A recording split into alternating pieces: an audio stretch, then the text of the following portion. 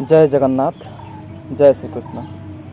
जितेबाला महाभारत युद्ध रे अर्जुन सामने निज परिवार लोक मानक देखि निज साहस हरई देइछन्ति एवं कहिछन्ति प्रभु श्रीकृष्ण को, हे माधव, सामने जो मैंने अच्छा मो भाई मो काका पितामह, तो तांको विरुद्ध में किपरि अस्त्र उठेबी बा किपरि युद्ध करी मु पारिबिनी, ये युद्ध मो द्वारा हबनी। सेठी भगवान श्रीकृष्ण कहते ले भयम अस्माकं पार्थ ये तत्व युग पद्धत।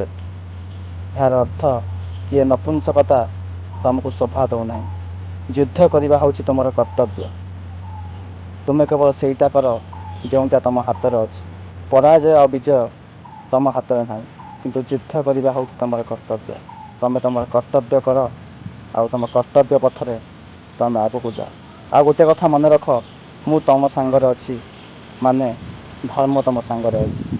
तो कहीं मु जो थाए धर्म से ही रही था।